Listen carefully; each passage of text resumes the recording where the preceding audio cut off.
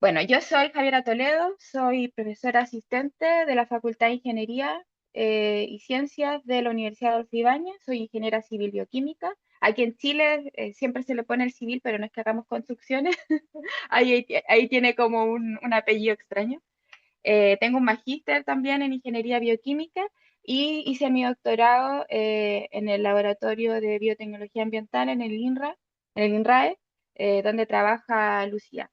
Y lo terminé el año 2018 el doctorado. No sé cómo han pasado tantas. Yo salí el año pasado de la universidad. No sé cómo todo tan rápido.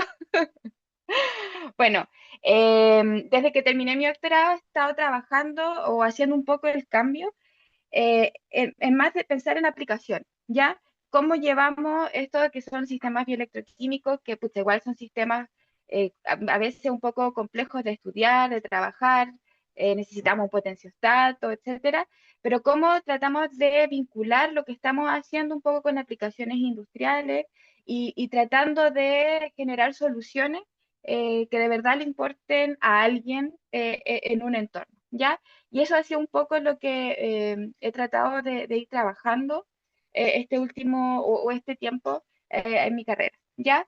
Pero les voy a ir mostrando un poco hoy día sobre sistemas bioelectroquímicos, electrofermentación, como recuperación de recursos y un poco asociado también a esta como bioremediación ambiental. Voy a partir, por supuesto, mostrándoles dónde está Chile. A veces hay gente que no sabe dónde está Chile. Ya ahí está a todo color nuestro país.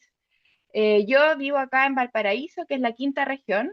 Estamos cerquita de Santiago, estamos cerquita, ¿cierto?, de Santiago. Estamos a 1 hora y media, de hecho ahí les puse datos. A propósito del Congreso, para que se vayan organizando, el Congreso en teoría va a ser 100% acá en Viña del Mar. Bueno, aquí esta es la costa, aquí está San Antonio, ahí está el interior. Aquí está Valparaíso y Viña del Mar están al ladito, ¿ya? Estamos a 1 hora y media de Santiago, aquí es conocido Valparaíso, se llama esa Viña del Mar, se llama la Ciudad Jardín, tenemos el casino, este es nuestro campus de la Universidad Adolfo Ibáñez acá en Viña del Mar, es precioso, yo creo que es lo más lindo que hay. Tenemos el Sausalito, ¿cierto? Y por supuesto el Festival de Viña del Mar, que también es súper conocido, yo creo que a nivel latinoamericano, ¿cierto? Eh, eh, por eso. Y por supuesto dejarlos invitados al próximo Congreso Latinoamericano, ISMET, ¿cierto? Aquí el logo que hizo Edel, que está por ahí, se las mandó. De hecho, ya creo que vamos a hacer un spin-off porque es súper seca, súper buena haciendo cosas gráficas. Así que para que lo tengan ahí y lo agenden, va a ser en mayo del próximo año. ¿Ya? Obviamente vamos a mandar toda la información, por supuesto, pero espero verlos a todos acá. Bueno, en esta primera parte les quiero hablar un poco de producción de biohidrógeno, pensando un poco más en la electrofermentación y cómo esto se acopla a esta fermentación oscura, ¿ya?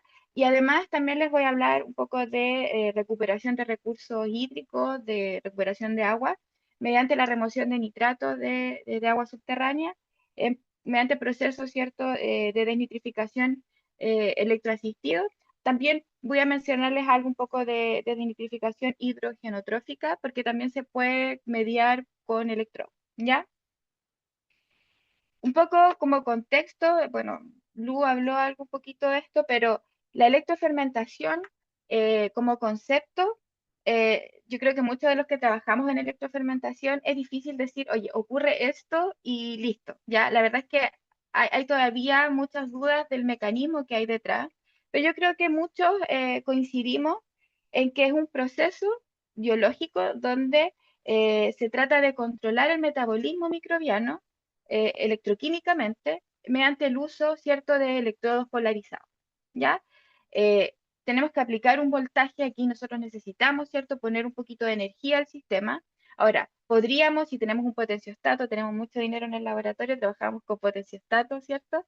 Y podemos fijar un poco dónde queremos que ocurran las reacciones importantes. Entonces podríamos decir, ok, una electrofermentación anódica, fijo un potencial en el ánodo, para que porque yo quiero potenciar ciertas reacciones de oxidación y que el electrodo funcione como un sumidero de electrones parcial.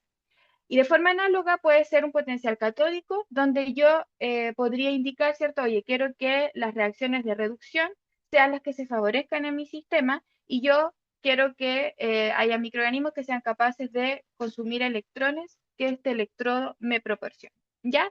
Ahora, yo creo que todos los trabajos en electrofermentación coinciden que un aspecto clave de estos procesos es la interacción que tienen los microorganismos con los electrodos y además, cuando trabajamos con sistemas que son comunidades microbianas donde hay un consorcio, ¿cierto?, que está haciendo el trabajo, cómo interactúan estos microorganismos entre sí. Yo creo que muchos de los trabajos, ¿cierto?, permiten sí concluir un poco eso. Aquí les dejo una invitación. Este es uno de mis artículos más famosos, que lo publicamos cuando estábamos haciendo, ¿cierto? Estábamos partiendo del doctorado. Y claro, la idea era un poco generar una opinión sobre qué era la electrofermentación y qué era lo que se buscaba. Así que los dejo invitados para que, si les interesa, pueden ahí extender un poco su conocimiento. Bueno, ¿cómo se diferencia la electrofermentación con los procesos convencionales? Nosotros sabemos que las celdas de combustible microbiana, por ejemplo, podríamos tomar un desecho y nuestro objetivo, ¿cierto? Se oxida este desecho en el ánodo y el objetivo es que estos electrones puedan migrar, ¿cierto?, hacia el cátodo, pero yo quiero generar corriente, ¿cierto? Ese es mi producto de interés. Cuando yo tengo una celda de electrólisis microbiana, puedo tener un sistema similar, ¿cierto? Tengo un desecho, quiero que se oxide en el ánodo, pero yo busco la producción catódica de hidrógeno, electroquímica, ¿cierto? Yo tengo que tener un sistema, tal como decía Lucía, para que esta producción sea como significativa y sea mejor en cuanto a rendimiento, tengo que tener reactores separados de dos cámaras, ¿cierto? Y el hidrógeno que se produzca de forma electroquímica. Pero yo necesito aquí proporcionar corriente, porque necesito superar, ¿cierto?, la barrera como termodinámica, ¿cierto?, para poder producir la división, ¿verdad?, del agua en la cámara catódica y generar este hidrógeno. Y además, entonces, otra vez, la corriente es mi principal fuerza motora, ¿cierto?, de mi sistema. Y de forma similar, cuando tenemos sistemas, ¿cierto?, de electrosíntesis microbiana, por ejemplo, quiero reducir el CO2 de forma natural, es súper, o sea, no se puede hacer, necesito energía adicional para poder reducir este CO2, para generar, por ejemplo, químico, lactato, etcétera. Hay varios trabajos en eso. Pero otra vez, eso necesito corriente. Entonces, en todos estos sistemas hay altas densidades o altos requerimientos de corriente. ¿Por qué? Porque es mi producto de interés o es la principal fuerza, ¿cierto?, que motiva el proceso que estamos trabajando. Pero en cambio llega la electrofermentación, donde yo puedo estimular el metabolismo microbiano mediante la adición de una pequeña cantidad de corriente, pero no puedo olvidarme del principal fuente de electrones, que es la glucosa. Estoy al tiro pensando, ¿cierto?, en la producción de hidrógeno, ¿ya? Si yo no pongo glucosa en el sistema, no va a pasar nada porque la glucosa, la fuente de materia orgánica, sigue siendo, bueno, en este caso, cuando un sistema es heterótrofo, por supuesto, es mi fuente de carbono y de energía, pero la glucosa sigue siendo mi principal fuente de energía, ¿ya? Entonces, la corriente es poquita, ¿cierto? Ahora, hay distintos trabajos, por lo general, la mayoría lo que hace es fijar un potencial de celda o fijar el potencial, ¿cierto?, en el ánodo o en el cátodo, y la corriente va a ser mi respuesta. Muchas veces esta corriente es tan bajita que es difícil medirla porque está en torno, ¿cierto?, incluso de los nanoamperes. Pero los papers están de acuerdo en que una pequeña cantidad de corriente genera un alto impacto. Yo puedo ver cambios significativos en mis productos metabólicos cuando pongo esta poquita corriente, ¿sí? Entonces, por lo general, como el mensaje es que la corriente eléctrica no me permite o no es suficiente para poder explicar los cambios que existen en la electrofermentación, ¿ya? En ese paper opinion paper que les mostraba en la diapo anterior, se propuso un coeficiente de electrofermentación para decir cuándo en realidad estamos en electrofermentación o estamos en un sistema en otro tipo de sistema bioelectroquímico. Y por lo general se cuantifica, ¿cierto?, esta cantidad de electrones que están pasando por mi circuito eléctrico y esto también, bueno, ahí se hace un balance de electrones de la materia orgánica asociado a todos los productos que yo estoy generando. Y entonces sería el hidrógeno, los compuestos solubles, etcétera. Y este rango, o sea, y este coeficiente tendría que darnos entre 0 y 1. Y ahí uno dice, ok, estoy en un sistema de electrofermentación. Y es un número o un factor que se propuso. Dentro de las principales teorías, tal como yo les decía, que estaban detrás de la electrofermentación, bueno, la primera, en este esquema que ustedes ven, la primera, ¿cierto? Es la conversión directa, un sistema como convencional de, de sistema bioelectroquímico, donde el ánodo se usa completamente como el sumidero de electrones, o sea, todas las reacciones de oxidación ocurren a través de este sistema. Eso no es la electrofermentación, es solo comparativo. Pero la electrofermentación propone dos cosas principales, que hay un pequeño control del potencial de óxido reducción del sistema. Ahora, aquí quiero hacer hincapié porque no es que yo vaya a medir el ORP, ¿cierto?, en el bulk de mi sistema y que voy a ver un cambio significativo. La verdad es que eso lo hemos intentado hacer muchas veces y no. Entonces, la propuesta en realidad es que este cambio de ORP ocurre en la zona cercana al electrodo. Entonces ahí tendríamos que tener un microsensor de ORP para poder ser capaces de detectar. Ahora, hay mucho trabajo hoy día que hablan también de estos cambios que son bien localizados y que ocurren en la zona más cercana, ¿cierto?, del electrodo. Y por eso también se habla de que ojalá podamos extender la mayor parte también del electrodo, ¿cierto?, que no sea como una limitancia para que no haya, eh, como que para que haya más zona activa de reacción. Entonces, esta propuesta indica, ok, nosotros se puede proporcionar un poco, ¿cierto? Se puede usar el ánodo como un sumidero adicional de electrones, pero la ruta metabólica principal del microorganismo sigue siendo la misma. Entonces, solamente un poquito cambio este ORP, ¿cierto? Localmente, y eso genera que se generen una reestructuración del sistema y puedan haber cambios, ¿cierto?, en los productos o incluso en la selección de la comunidad microbiana. Y por supuesto, las interacciones sintróficas, ¿ya?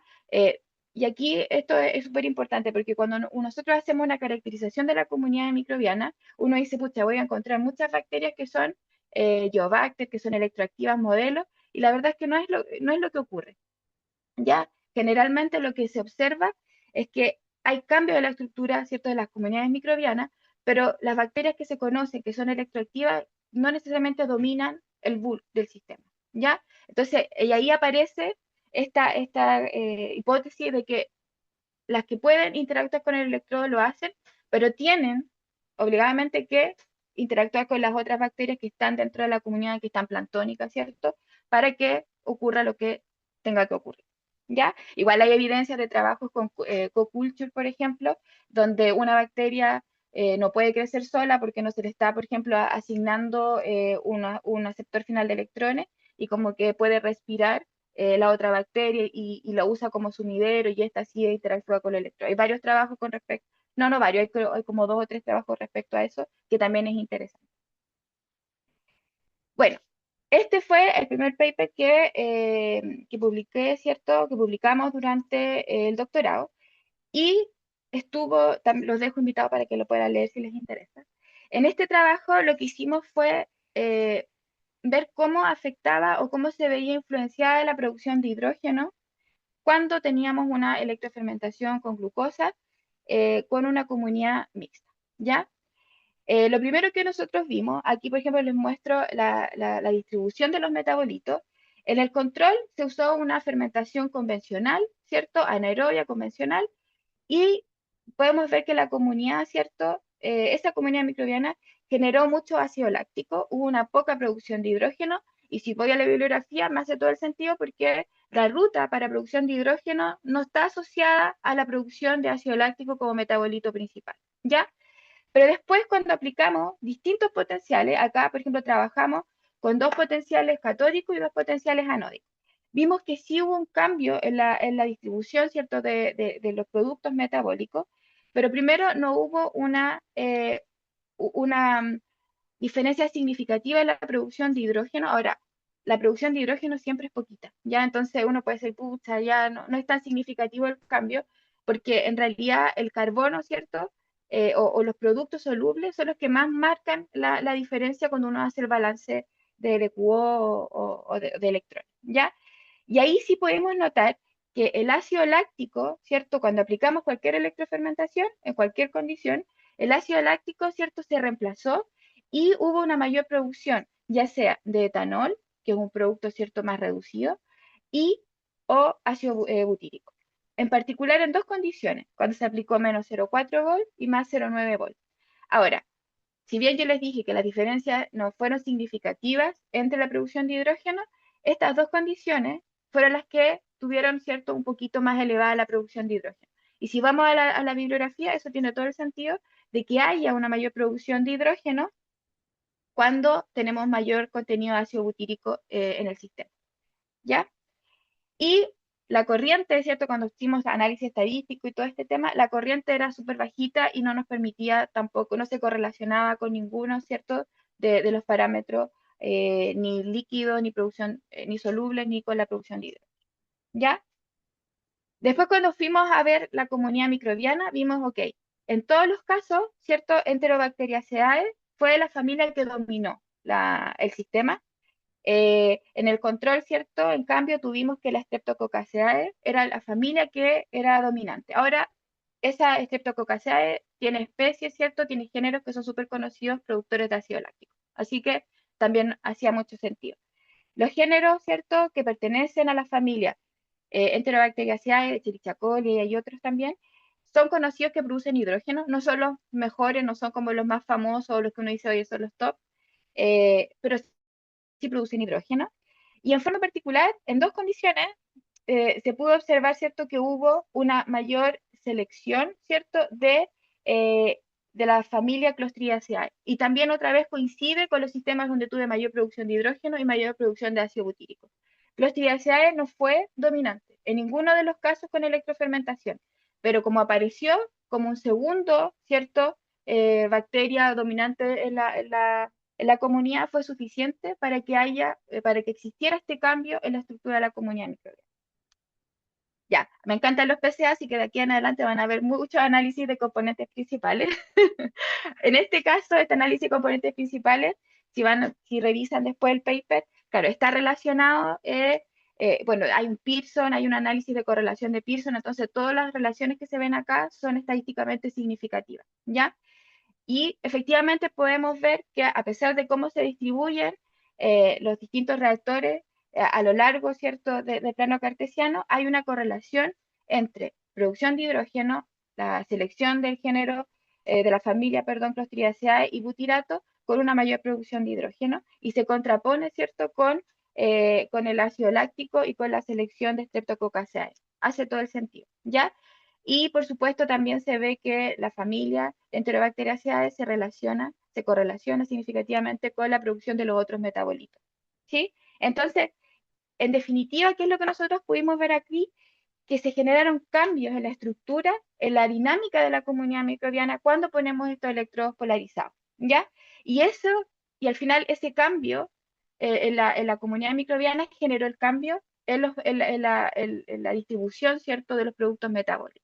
Entonces, una de las conclusiones de nuestro trabajo es que los electrodos afectan la selección de la comunidad al final de la fermentación, ¿ya? Después, aquí, bueno, ese fue el primer trabajo. Después seguimos trabajando aquí en este paper. Pasó algo un poco gracioso porque empecé a trabajar con muchos lodos de como inóculos, muchos inóculos de distinto origen, y de repente vi que no había efecto de la electrofermentación. Entonces, imagínense, estudiantes de doctorado, no sé cuántos estarán haciendo su doctorado, pero estaban en segundo año y no pasa nada. Uno dice, oye, pero yo ya lo vi, ya me pasó, ¿por qué ahora no pasa nada? Me acuerdo que me volví loca y empecé a probar mucho inóculo, mucho, mucho, mucho, hasta que en una oportunidad me pasó, mira, aquí puse 5, no lo iba a poner todo, pero trabajamos con 3 inóculos distintos donde no vi efecto, o sea, no vi cambios entre la fermentación convencional y la electrofermentación, pero hubo uno donde la producción de hidrógeno disminuyó cuando yo apliqué electrofermentación. Entonces dije, ya, ok, claro, yo quería aumentar la producción de hidrógeno, pero en realidad las bacterias hacen cierto lo que quieren, porque va a depender de qué microorganismos están ahí. Lo importante, y eso un poco hay como recomendación, siempre hagan las cosas ordenadas y traten siempre de analizar todo para que después de forma integral uno pueda hacerse como un panorama, ¿ya? Entonces, para mí esto fue súper caótico, pero cuando vi que la producción de hidrógeno disminuyó, yo dije, ya, listo, aquí hay algo que puede ser interesante. Entonces, dependiendo, ¿cierto?, del inóculo, hubo un efecto distinto de la electrofermentación, ¿ya? Bueno, aquí lo mismo, otra vez, análisis de componentes principales. En el primero pueden ver que otra vez hay relaciones, ¿cierto?, entre la mayor producción de hidrógeno con cierto género, cierta familia, ¿verdad?, ciertos metabolitos, etcétera. Y acá, en el PSA de la derecha, lo que quiero que vean es que los inóculos están todos concentrados acá, ¿ya? Ahora, no quiere decir que los inóculos se parezcan, ¿ya? Quiere decir que son muy distintos a lo que se selecciona después, ¿ya? Y eso uno lo ve después, ¿cierto? Con otros tipos de análisis estadísticos, Simper, test, etcétera, ¿ya? Pero vemos que durante la operación, cuando yo hago la fermentación convencional o la electrofermentación, estas comunidades, ¿cierto?, se empiezan a distribuir de forma diferenciada a lo largo, ¿cierto?, del plano cartesiano. Aquí, en este paper, hice un montón de análisis estadístico que no se los voy a explicar, pero créanme, se los pongo aquí en rojo para que después los puedan considerar si es que tienen algo parecido que analizar. Pero, ¿qué es lo que pudimos ver al final? Es que con un Mantel test se pudo comprobar que los productos de la fermentación de todos los reactores estaban relacionados, ¿cierto?, con la comunidad bacteriana final. Piensen que tenía matrices distintas, o sea, distintas matrices, ¿cierto?, con comunidades microbianas, ¿cierto?, distintas, con distintos metabolitos, etcétera. Entonces, tomé todo eso y se hizo este Mantel test y efectivamente había una correlación entre la comunidad final y los productos de la fermentación final. Pero no había una correlación entre el inóculo. Pero cuando se aplicó un partial Mantel test, ok, sobre esta correlación que ya sabíamos que existía, se pudo determinar que el inóculo, ¿cierto? La característica que tiene el inóculo inicial en cada uno, ¿verdad? De estas distintas fuentes que se usaron, sí afecta la selección y el efecto de la electrofermentación. ¿Ya? Entonces, el inóculo inicial no afecta directamente quién, el metabolito que se va a generar, ¿ya? Pero sí tiene una incidencia en la selección de la comunidad microbiana. Y después, mediante un Simper test, uno puede mirar y hacer comparaciones entre los distintos grupos, uno agrupa, ¿cierto?, las comunidades microbianas, y uno puede decir, ok, ¿qué tan distintas son mis comunidades microbianas y por qué son distintas? Entonces, este Simper test me dice, de toda esta diferencia que usted tiene en su comunidad microbiana, ¿quién es el responsable de estas mayores diferencias? Y en ese caso, con ese análisis se puede determinar que el género que estuvieran especies, ¿cierto?, de la familia Clostridiaceae era determinante para el efecto que iba a tener la electrofermentación.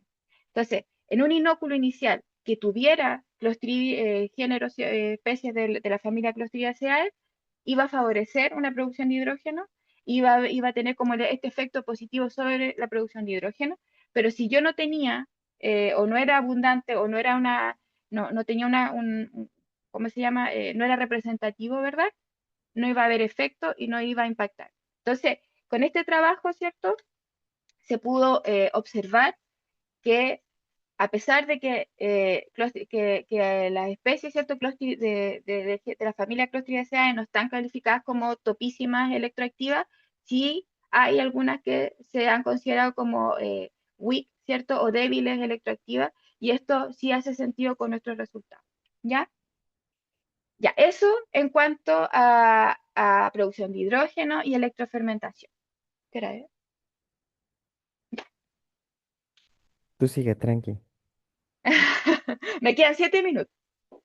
Ya, con respecto a la recuperación de recursos, bueno, antes, ¿hay hasta aquí alguna duda? Como voy a cambiar de tema, quizás si alguien quisiera preguntar algo, ¿no? Ya, le doy nomás. En cuanto a la recuperación de los recursos hídricos, cuando yo ya estaba acá en Chile, mi primer proyecto financiado fue asociado a la desnitrificación electroasistida. Ya era como mi primer postdoc aquí en Chile, la Agencia Nacional, ¿cierto?, de Investigación, es quien financia la investigación, ¿ya? Entonces, ¿cuál era el contexto? El agua subterránea en Chile son súper importantes y en el mundo son una de las principales fuentes de agua potable, ¿cierto? Para la población a nivel mundial. En Chile, en las zonas urbanas, el 50%, 70% más o menos del agua potable viene de las fuentes subterráneas. Pero en las zonas rurales de nuestro país hay cercano al 90%. Incluso hay zonas donde solamente se depende de este recurso, ¿ya? Pero dependiendo de la zona geográfica en la que nos encontremos en Chile, y esto también está súper relacionado con el tipo de actividad económica que exista en ese lugar, ¿ya? Y esto no solamente pasa en Chile, pasa en muchos otros países que tienen actividad agrícola. El uso excesivo de fertilizantes, ¿cierto? Lleva a que este fertilizante, o que sea en base a amonio, ¿cierto? Se oxide, ¿verdad? Y pase a nitrato y se movilice, porque el nitrato es la forma más estable, y se movilice a través, ¿cierto?, del suelo y llega a las napas subterráneas en forma de nitrato y se acumula. ¿Ya? Esto no ocurre de un año a otro, ocurre, estamos hablando de 10 años y ahí se empieza a ver un poco cómo es la dinámica. En nuestro país, en Chile, tuvimos una sequía súper, bueno, hasta ahora, hasta antes de las lluvias que hubo ahora, había mucha sequía, había mucho problema con el agua. Y claro, como el nitrato empieza a migrar, ¿cierto? Y hay poca agua porque se está extrayendo, se empezó a ver que se estaba concentrando aún más, ¿ya? Y habían zonas donde la concentración de nitrato, por ejemplo, aquí les pongo ejemplo, en regiones centrales de Chile, se alcanzaba 160 miligramos por litro, 114, ¿cierto? Eh, y en otras zonas, al interior de la región de Valparaíso, hay evidencia que han llegado hasta incluso a 250, 240 miligramos por litro.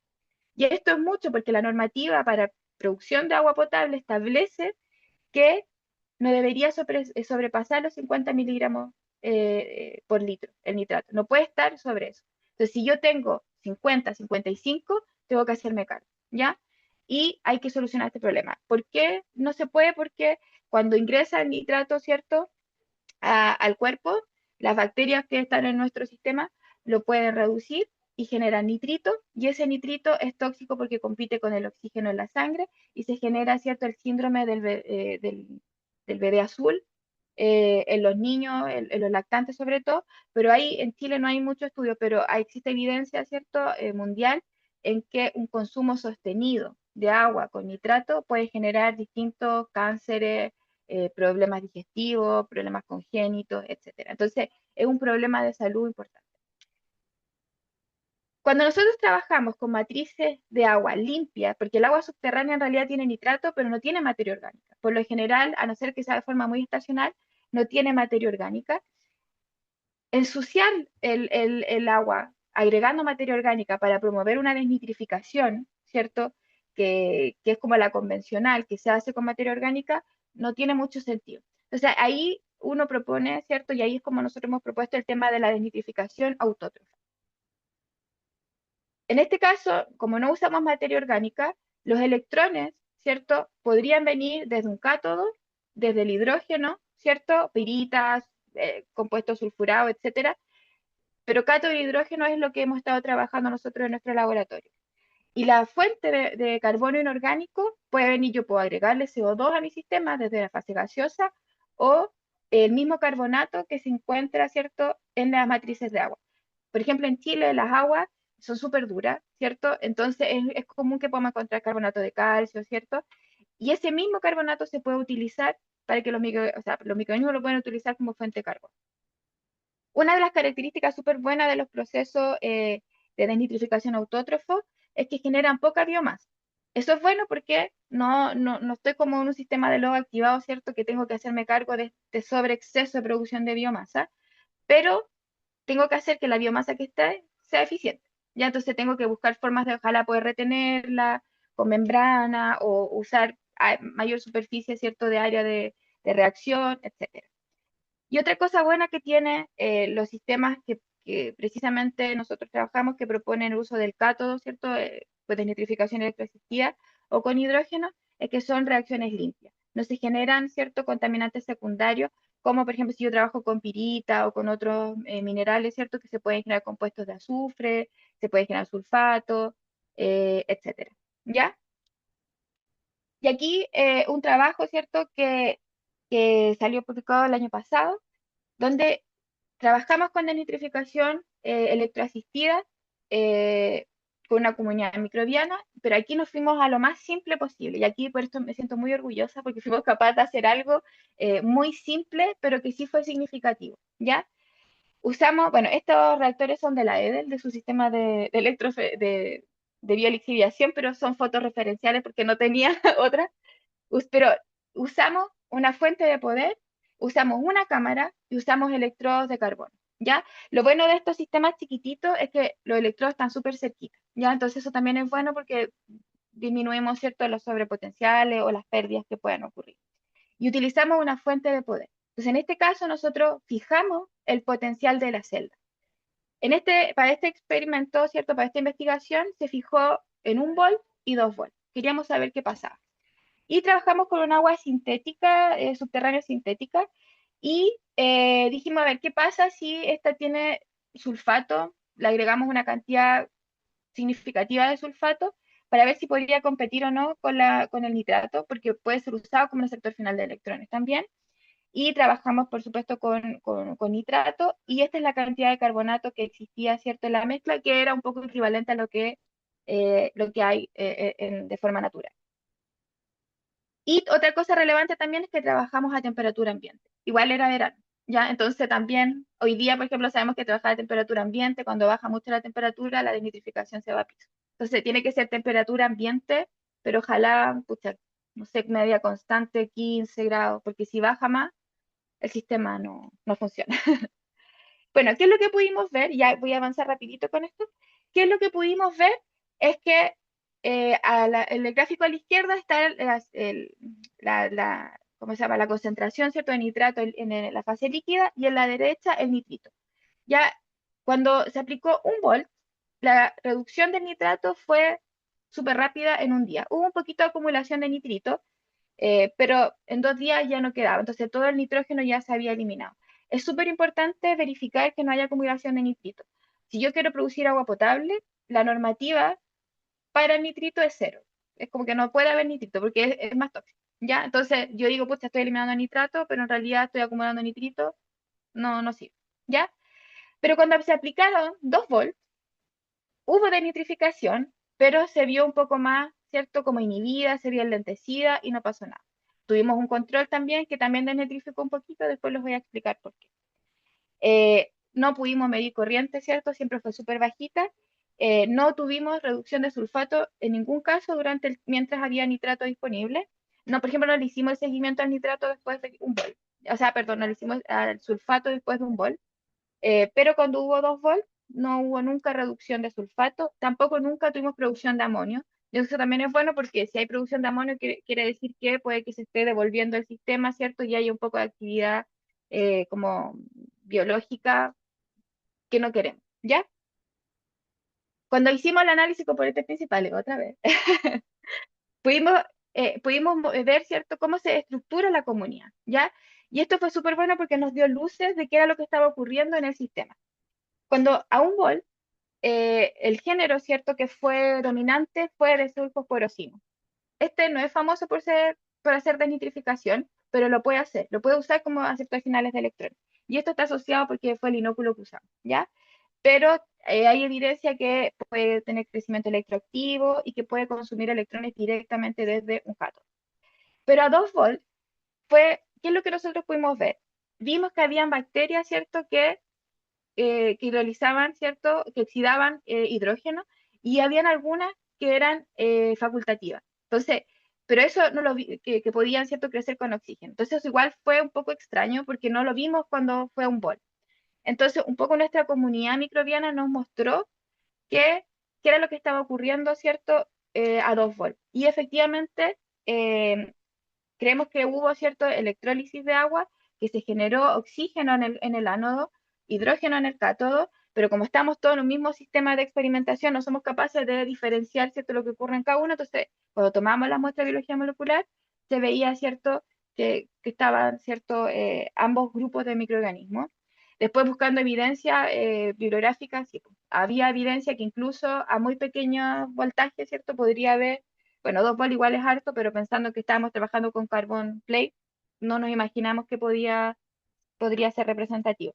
Ahora, ojo, nunca vimos una burbuja de hidrógeno, nada. Cuando hicimos los controles sin microorganismos, solo electroquímicos, abióticos, no se veían burbujas de hidrógeno, nada. O sea, no es que yo dijera, oye, obvio que había, era muy como pequeña la cantidad, ¿ya?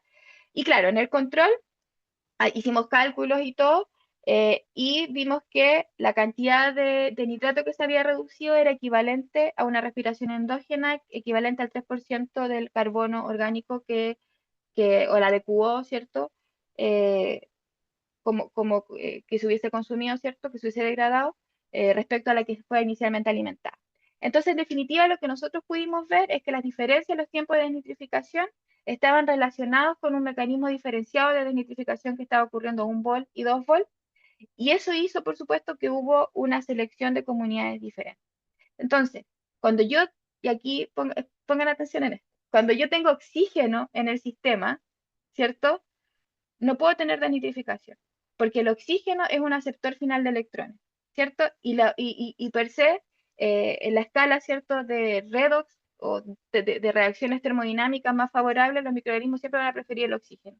Entonces, si yo quiero desnitrificar y tengo oxígeno, los microorganismos no van a desnitrificar. Entonces, el oxígeno que tenga trazas va a inhibir, ¿cierto?, la desnitrificación. En este caso, se seleccionaron microorganismos que podían consumir este oxígeno, pero igual, ¿cierto? Se generó esta competencia con la desnitrificación y por eso demoró tanto.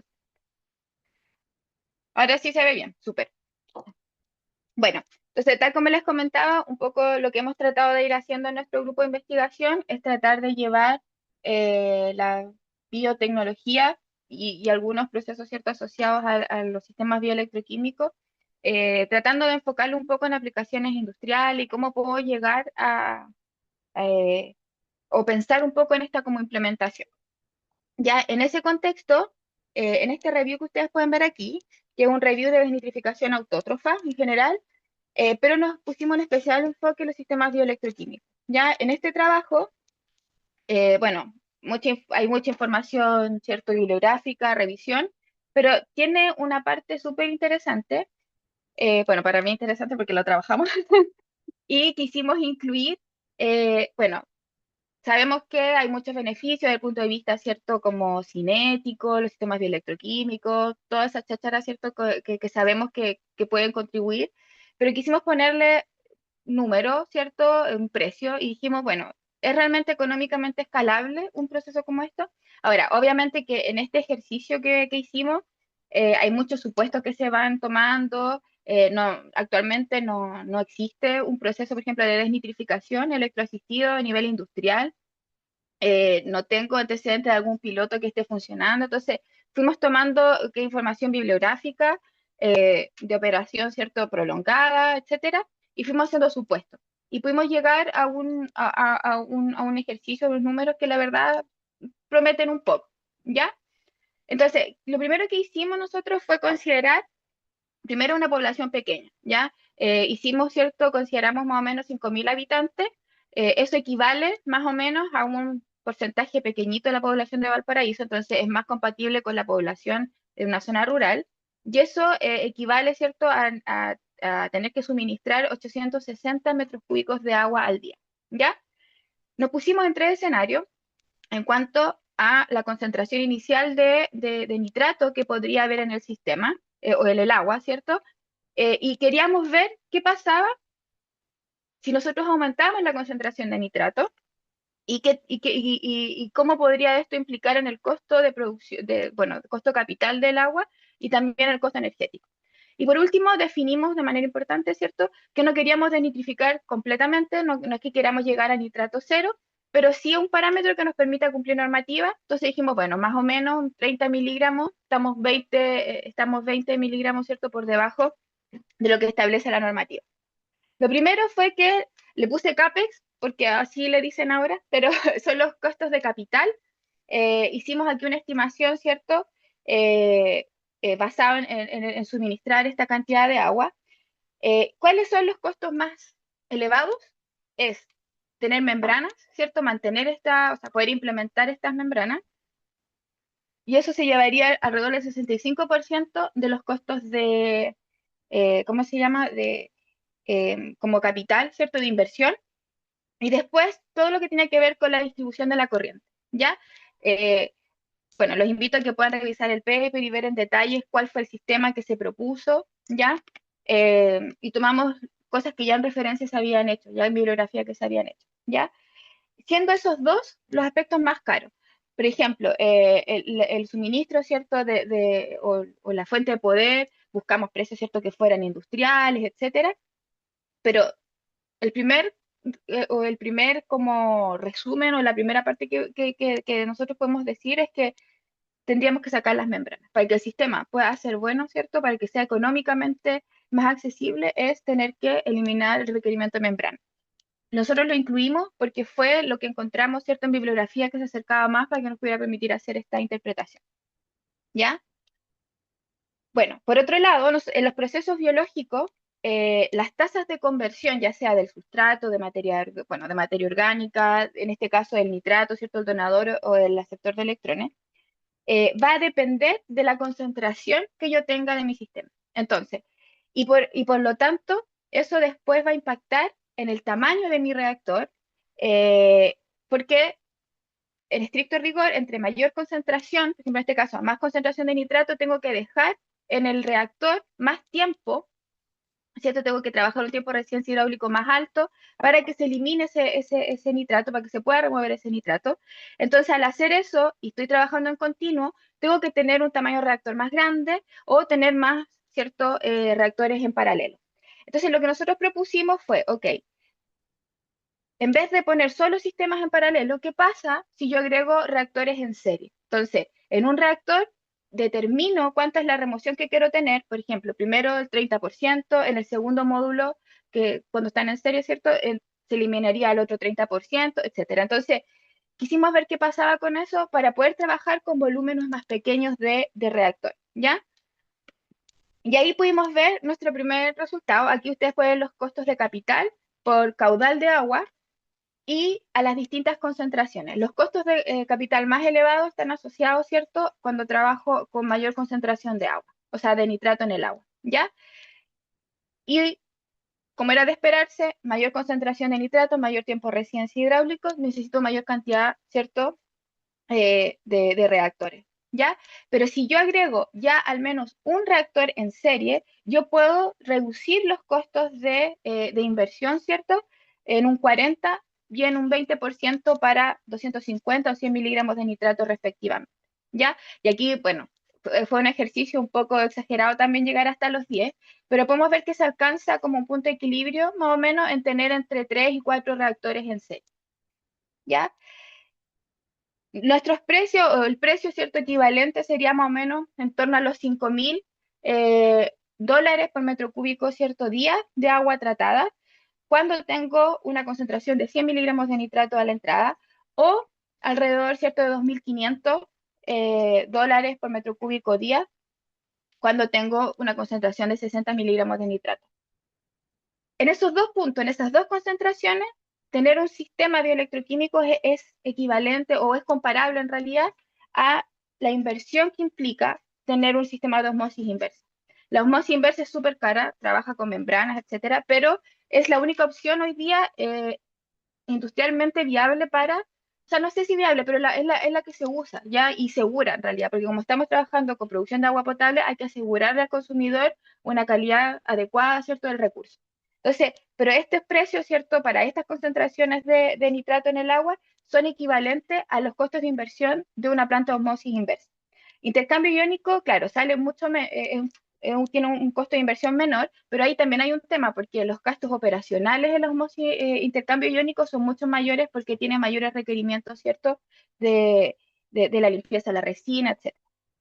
¿Ya? Entonces, hasta aquí los costos de inversión de un sistema bioelectroquímico para la eliminación de nitrato podría ser comparable a un sistema de osmosis inversa. Con respecto, ¿cierto?, a los costos de energía, aquí también podemos ver algo interesante, la misma tendencia que pasa cuando yo trabajo, ¿cierto?, con reactores en serie. Y el caso más, como más significativo es que cuando tenemos 250 miligramos de nitrato, al agregar uno, ¿cierto?, en serie, ya podemos ir disminuyendo de forma significativa este gasto energético, ¿cierto?, de operación, ¿ya? incluso llegando a disminuir hasta un 85%. Los gastos de operaciones en las plantas de osmosis inversa están alrededor de $0,42 por metro cúbico de agua tratada, ¿ya? Y podríamos decir, ¿cierto?, que es equivalente entonces cuando se quiere tratar estas bajas concentraciones de nitrato. 250 miligramos de nitrato es harto, ¿ya? En general, hay evidencia que muestra que las pozos, ¿cierto?, las aguas contaminadas que tienen, que ya, ¿cierto?, se tratan con una planta de osmosis inversa, están en torno de 60 a 70 miligramos de nitrato. Entonces, lo que se está proponiendo acá igual es realista, no es que el problema mayor sean concentraciones tan elevadas, hay casos puntuales, exactamente, pero la concentración está en torno, si las concentraciones problemáticas ya están en torno a los 70 miligramos.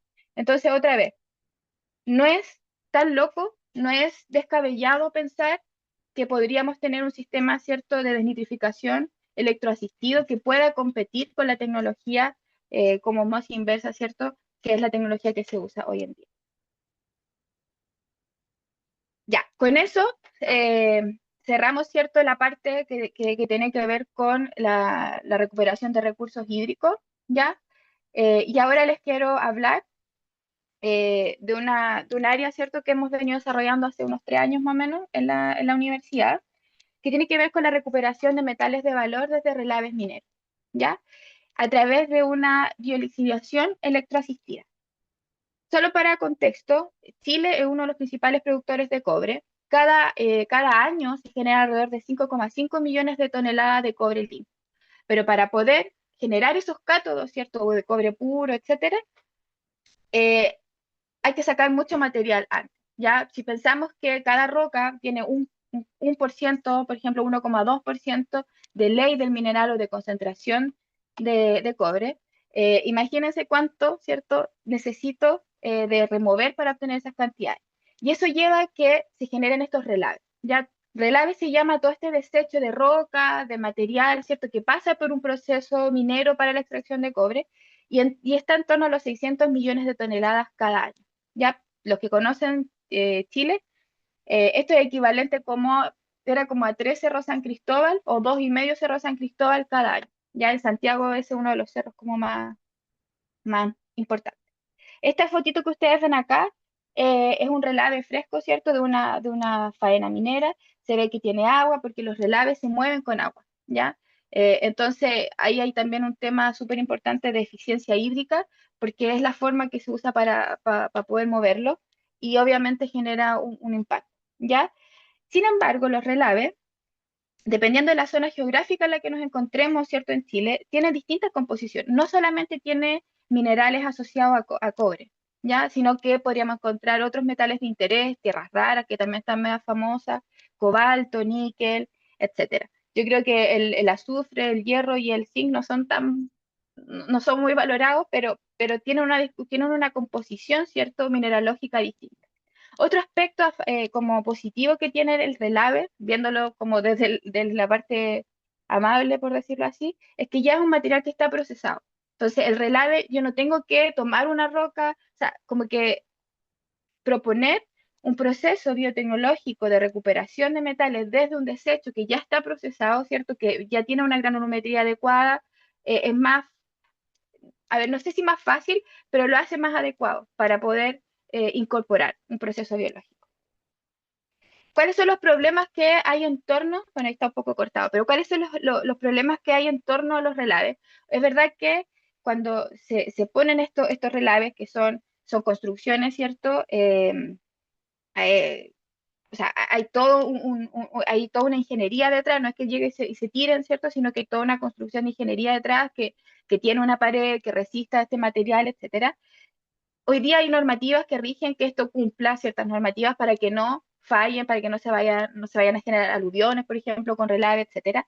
Pero aún así puede ser, por ejemplo, en caso de lluvias extremas, pueden ceder y pueden, ¿cierto?, generar impacto, ¿verdad?, a las comunidades cercanas. Pero hay otros problemas asociados a los relaves que quizás generan un impacto sostenido y que no depende de la forma estructural, cómo se estén almacenando. Y tiene que ver con la contaminación del agua y con la emisión de polvo. ¿Ya? Como ya les decía, es un material que está súper granulado, que está súper particulado. Si hay vientos, ¿cierto? Se levanta este material y es material, ¿cierto? Particulado que se puede transportar, que puede tener metales, ¿cierto? Pesados o ciertos compuestos que se van a acumular en los organismos, no solamente en las personas, sino en los animales, las plantas, que se deposita, ¿cierto? Y eso genera no solo problemas respiratorios, sino también al ecosistema. Y por supuesto, el agua, la contaminación de napas subterráneas. Hay evidencia de que fuentes de agua que están cerca de estos depósitos relaves tienen mayor contenido de metales, ¿cierto? Azufre, hierro y algunos metales pesados, ¿cierto? De repente aparece arsénico, etcétera, porque precisamente se está dejando a disposición un mineral, porque como está molido, ¿cierto? Se deja a disposición. Entonces se afectan ecosistemas acuáticos, pero también afecta también la disponibilidad del recurso, ¿ya? Entonces, en este contexto, en Chile, hace algunos años ya que se está poniendo hasta hincapié en generar tecnologías para poder hacer algo con estos relaves, ¿ya? Si nosotros hay información, ¿cierto?, de todo el contexto nacional, de todos los relaves que hay en nuestro país, hay relaves abandonados, otros que están activos, etcétera. Pero si nosotros miramos esta información, Chile tiene un enorme potencial para poder recuperar metales como el cobalto y el níquel desde estos relaves, por ejemplo, que están abandonados, que ya dejaron, ¿cierto?, de seguir usados. ¿Ya? Y solamente en la región de Antofagasta existe el potencial para recuperar el 3% de todo el cobalto, toda la demanda de cobalto a nivel mundial. Solamente en la región de Antofagasta y solamente mirando los relaves que ya están abandonados, que ya cerraron como su proceso, ¿cierto? Activo. Entonces, hay un potencial, ¿cierto? Enorme de poder recuperación, de poder recuperar ciertos metales de interés y hacer como un poco de, o aportar un poco a la minería sostenible. ¿Cómo nosotros vimos una oportunidad aquí a través de la biotecnología? ¿Ya? Para ponerles un poco en contexto, la biolixiviación tradicional es un proceso biológico, ¿cierto? Y digo tradicional sin electrodos, o sea, es la biolixiviación con oxígeno convencional. Eh, Participan bacterias acidófilas extremas, ¿cierto? Estamos hablando de pH 2, incluso a veces menos, ¿ya? Donde se cataliza la disolución de sulfuro, ¿cierto? O de compuestos metálicos, ¿ya? Algunas, por ejemplo, hay un ejemplo, es la calcopirita, que es uno de los minerales más, ¿cierto? Más común, que en presencia de un oxidante fuerte, como el hierro más 3 se solubiliza el cobre y se genera este hierro más 2. Ya, esto es químico, esto es 100% químico. Pero las bacterias lo que hacen es tomar este hierro más 3, perdón, este hierro más 2 y lo regenera a hierro más 3. ¿Ya? Entonces las bacterias soportan, ¿cierto? O contribuyen a esta lixiviación química mediante la regeneración del poder oxidativo, ¿ya? Entonces, la bacteria toma este hierro más 2, lo usa, ¿cierto? Como fuente de electrones para su crecimiento, necesita oxígeno como aceptor final de electrones y genera, ¿cierto? Un hierro más 3, ¿ya? Como ven, necesita que el medio esté súper ácido para que estas bacterias crezcan para que pueda ocurrir esta reacción.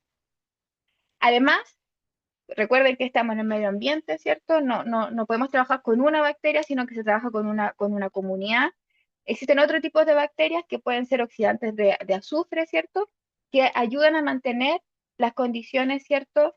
Ácidas en este entorno. Esta es la biolixiviación convencional. Faltan algunas etapas, hay otros, ¿cierto? eh, eh, Algunos mecanismos, ¿cierto? De cómo se van, no sé, pues cómo el azufre llega a sulfato, pero aquí a grandes rasgos es esto. Entonces las bacterias actúan produciendo y regenerando estos agentes químicos que son importantes para que ocurran las condiciones para la lixiviación de los materiales. Son muy útiles, ¿cierto? La biolixiviación tradicional se usa en minerales de baja ley. De hecho, el 5% del cobre en Chile se genera mediante biolixiviación. Ahora, entre nosotros yo creo que es como salud a la bandera, por decir, porque en realidad es poquito y se tienen en pilas, ¿verdad?, de biolixiviación que pueden estar 6, 7 meses operando. Entonces, no es muy sustentable, la verdad, y el tiempo es muy prolongado. Y yo creo que es, como les digo, es como, oye, pucha, hay un poco de contribución al, para que el sistema sea amigable. ¿Ya? Entonces, y ahí quiero que conectemos un poco como con esta problemática. Si estamos en unas pilas, imagínense un cerro enorme con material, ¿cierto? Que se está biolixiviando, que se gira, ¿cierto? Que se revuelve, que se oxigena de vez en cuando. la aireación siempre va a ser deficiente porque no es un sistema que se esté optimizando para que la aireación sea adecuada. Entonces, la capacidad de regeneración que tienen las bacterias de este poder oxidativo es un poco limitada, así como también mantener, ¿cierto?, las condiciones ácidas, ¿ya? Entonces, el sistema, por eso se demora tanto. ¿Cómo es que se hace hoy en día? Se demora tanto porque hay una limitación en, eh, en la aireación o en este aceptor final de electrones. Además, como es una aireación, hay compuestos, ¿cierto? Y tengo un montón de minerales que pueden estar presentes ahí, ocurre algo que se llama la pasivación del mineral y se empiezan a formar óxidos en la superficie de los minerales que evitan que los microorganismos puedan entrar de forma fácil, ¿cierto?, a recuperar el metal de interés o el cobre. Mucha de la información que tenemos hoy en día con respecto a la biolixiviación está asociado al cobre, ¿ya? Porque es lo que más se ha estudiado. Entonces ahí nosotros vimos una oportunidad de investigación, ¿cierto? Y dijimos, bueno, ¿qué pasa si nosotros acoplamos a un proceso de biolixiviación sistemas bioelectroquímicos? Con el objetivo de poder eliminar requerimientos de aireación. Ahora, siempre nosotros sabemos que cuando hay que airear un proceso biológico, sabemos que eso implica mucho gasto energético. De hecho, en las plantas de tratamiento convencional con lo activado, fácilmente el 50% de los gastos operacionales de toda una planta se van con requerimientos de aireación. Entonces, pero además, los sistemas bioelectroquímicos podrían contribuir no solo, ¿cierto?, a eliminar este requerimiento de aireación, sino también a permitir una regeneración electroquímica del poder oxidativo que se necesita para que químicamente se solubilicen, ¿cierto?, los metales, específicamente el hierro más 3. Obvio que eso va a depender del potencial con el que se trabaje. También podría ocurrir una oxidación, ¿cierto?, anódica, ¿cierto?, de algunos compuestos reducidos en azufre, pero sí también hay evidencia de que hay bacterias electroactivas que podrían utilizar el donador, ¿cierto?, un electrodo, un cátodo, como donador de electrones. O sea, yo lo tomo, ¿cierto?, como mi fuente de electrones para crecer y pueden utilizar un metal, ¿cierto?, como aceptor final de electrones, ¿ya?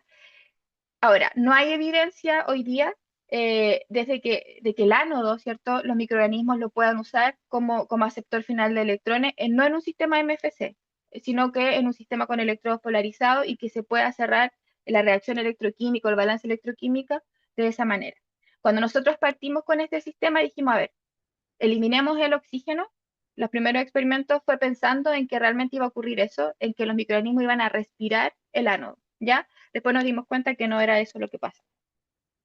Entonces, en concreto, un sistema bioelectroquímico puede contribuir a esta biolixiviación electroasistida, no reemplazando la actividad bacteriana, ni reemplazando ciertos requerimientos de este poder oxidativo que es el hierro más 3, sino que proporcionando una nueva ruta que nos permita, ¿cierto?, manejar mejor este flujo de electrones y además sostener el potencial óxido reducción, ¿cierto?, que se requiere para que exista esta disolución química del material.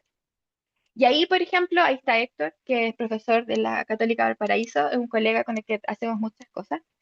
Y ahí aparece un proyecto en el que estamos trabajando hoy en día que se llama Bioelectrotor. Esto tiene financiamiento público de la NIF y que está enfocado en el desarrollo de un reactor bioelectroquímico, ¿ya? Y este reactor, no tengo fotitos del prototipo real porque todavía no lo terminamos, entonces iba a ponerle ahí unas fotos de unos plásticos que no, no se veía mucho, entonces todavía tenemos este esquema. Entonces, la idea es que podamos, en este reactor, en este prototipo, ¿cierto?, que es un reactor bioelectroquímico, podamos trabajar con relave, con una mayor concentración de relave y ojalá no, o sea, el enfoque es no usar oxígeno. ¿Cuáles son los mecanismos posibles que pueden existir entonces asociados a esta biolixiviación electroasistida? Es que haya, ¿cierto?, una transferencia de electrones de forma directa desde el cátodo hacia la comunidad microbiana, cosa que puedan crecer, ¿verdad? Y usar, porque por ejemplo, si en el medio yo tengo un hierro más 2 y hierro más 3, las bacterias no pueden usar el mismo hierro como aceptor y como donador y como aceptor de electrones. Entonces, siempre es uno. Entonces, aquí lo que uno propone es que el microorganismo va a usar el electrodo como fuente de electrones, ¿cierto? Mi fuente de energía, pero puedo darle mis electrones, ¿cierto?, al hierro más 3, ¿ya? Y y hay evidencia, y ahí se conecta, ¿cierto? Un poco con, como con esta transferencia indirecta mediada por hierro, es que el hierro más 3 se puede recircular mediante una oxidación o una reducción, ¿cierto? En el ánodo. O sea, en el ánodo puede ir el hierro más 3 a entregar ese electrón y, perdón, al revés. El hierro más 2, ¿cierto? Se puede oxidar en el ánodo y se puede liberar el hierro más 3. Y de eso sí hay evidencia de que puede pasar. ¿Ya? Además, tal como les comentaba, podría haber, ¿cierto? O en esta biolixiviación electroasistida, según lo que dice la bibliografía, es que podría haber una oxidación, ¿cierto? En el ánodo de materiales sulfurados o de otros minerales, de manera tal que esos electrones, ¿cierto? Puedan migrar hacia el cátodo, por ejemplo, para poder recuperar el cobre u otro mineral, dependiendo del potencial con el que se trabaje, formando una especie de recubrimiento. Y ahí está un poco toda la teoría que ya existe en base a los cátodos de cobre, que es la principal forma en que se generan, por ejemplo, los purificados de cobre aquí en Chile. Hay evidencia, ya voy a hablar de ácido tío Bacillus ferroxidans, porque es como la bacteria modelo de la biolixiviación. Hay otros géneros, ¿cierto? Otras especies, está la Leptospirillum, no me acuerdo del nombre, pero hay otros géneros, hay otras ciertas especies que son del mismo género Acetiobacillus, pero Acetiobacillus ferroxia es como el modelo, ¿ya? Y acá en este trabajo se muestra que hay evidencia que es capaz de crecer de forma bioelectroactiva, ¿ya? Esta bacteria puede, este género, esta especie puede ir al cátodo, formar una biopelícula y crecer sin oxígeno, ¿ya? Y lo hace mediante la formación, ¿cierto?, de DPS, que sabemos que cuando se forman estas biopelículas hay compuestos, ¿cierto?, poliméricos extracelular que crecen en torno al electrodo, pero también se han observado estructuras tipo pili que favorecen, ¿cierto?, esta actividad electroactiva. Hay evidencia, ¿cierto?, de este crecimiento electroautotrófico, pero es más lento, ¿cierto?, de lo que ocurre con el hierro más 2 como fuente convencional de crecimiento. Igual acá, por ejemplo, cuando nosotros partimos estudiando todo este sistema y queriendo trabajar con esto, partimos de algo como un poquito más como de, como de criterio común, no sé, de sentido común. Las bacterias electroactivas son son metabólicamente restrictivas. Por lo general, se han seleccionado en entornos súper difíciles de acceder. Por ejemplo, Geobacter se encontró en un lugar donde crecía especialmente, no sé, pues, en un entorno, en una superficie de metales. Lo mismo con Chihuahua. Entonces, yo creo que hay una historia detrás de estas bacterias electroactivas que son metabólicamente súper restringidas. Entonces, yo dije, bueno, si estamos en un entorno de metales, otra vez, en minería, yo creo que creímos que era posible de que existiera una comunidad que se pudiera adaptar fácilmente a un crecimiento también restrictivo con electrodos polarizados. Eh, Hay pocos trabajos, ¿cierto?, en la bibliografía donde integran sistemas bioelectroquímicos con la recuperación de metales. Acá elegí uno, es de Sang 2022. Ellos trabajaron, ¿cierto?, con la recuperación de cobre desde una pirita, un concentrado de pirita. Eh, pero claro, el objetivo de este trabajo era la producción de electricidad, pero siempre hubo presencia de oxígeno, ¿ya? Ellos en un momento dicen, no, el ánodo complementó la aireación, no de hecho, como que en alguna parte dicen, no, no oxigenamos externamente, pero sí después incluyen en su discusión de que había una recirculación del medio de fermentación y que posiblemente esa recirculación llevó a que hubiese una oxigenación del medio, ¿ya? De todas maneras, a pesar de que haya estado oxigenado este medio, sí nos parece que hay información relevante que muestra el potencial que genera estos electrodos polarizados, ¿cierto?, en el proceso mismo. O sea, primero, se promueve, ¿cierto?, esta oxidación del hierro más 2, se genera, se motiva un crecimiento microbiano y se puede, en este caso, detectar un control del ORP. El ORP o ir aquí midiendo cierto potencial de óxido de reducción de forma constante es súper importante en estos procesos ¿ya? De biolixiviación. Tiene que estar súper, súper, súper oxidativo, ¿ya? Entonces, oxidante, ¿ya? Y en este trabajo se dice que con los electrodos polarizados se pudo mejorar este ORP. Pero además se indica que el hecho de que hubiese un ánodo ayudó a compensar un poco esta falta de aceptores de electrones, que era un poco la idea inicial que tenían. pero tampoco, a ver, ellos lo plantean como una hipótesis, pero tampoco lo pueden, ¿cierto?, comprobar porque no hicieron los estudios específicos, ¿ya? Y además, entonces, estos electrones que se tomaban, ¿cierto?, desde el ánodo, migraban hacia el cátodo y pudieron generar un poquito de corriente. Y ese era como el objetivo de este trabajo, ¿ya? Entonces, como para cerrar un poco la idea de esta investigación, es que un sistema bioelectroquímico con aireación se ve intensificado el proceso, o sea, es algo beneficioso, pero si el sistema bioelectroquímico o este MFC no se airea, la verdad es que hay una sustitución parcial del oxígeno y la recuperación de cobre, el crecimiento microbiano, igual se ve perjudicado, ¿ya? Entonces, con todo esto en mente, con todo estos antecedentes, eh, nosotros dijimos, bueno, nosotros podemos proponer algo distinto y en ese contexto, y ahí está, bueno, Edel, estos resultados que les voy a mostrar ahora son nuestros primeros resultados, que de hecho vamos a publicar pronto este paper, espero la otra semana subirlo, y se desarrolló en el contexto de la tesis de magíster de Edel, que está en este curso, y ella ahora está haciendo su doctorado y pretende, ¿cierto?, profundizar un poco en este trabajo. ¿Qué fue lo que hicimos nosotros? Propusimos un sistema siempre simple, o sea, una botellita, ¿cierto? Un shot de 500 ml, ¿verdad? Con electrodos cerquita de carbón plate. En este caso, también usamos una fuente de poder, pero aquí fuimos un poquito más conservadores con el potencial de celda y dijimos, bueno, dejémoslo en 0,4 y 0,8 volts para ver qué pasa. Porque claro, no queríamos que hubiese electrólisis de agua, entonces preferimos bajarlo un poco.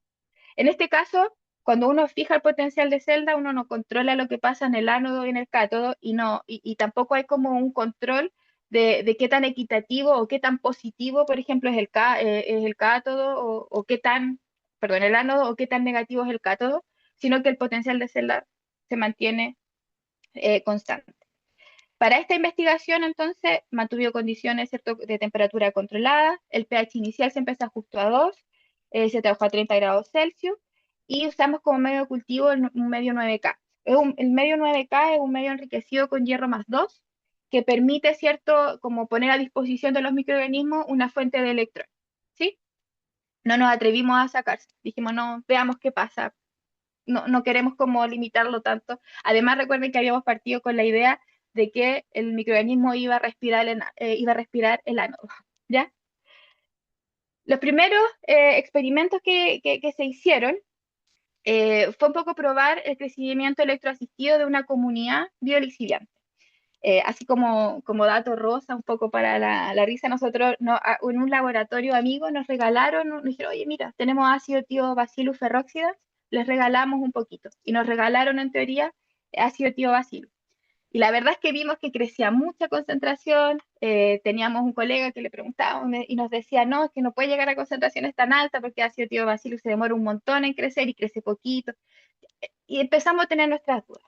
Pero bueno, con esta comunidad, ¿cierto? Que no era ácido tío ferroxidal, spoiler. Con esta comunidad, ¿cierto? Vimos aquí en las dos gráficas que ustedes ven a la izquierda, son los sistemas bioelectroquímicos con los dos potenciales que se aplicaron, y a la derecha son los controles aeróbicos y anóxicos.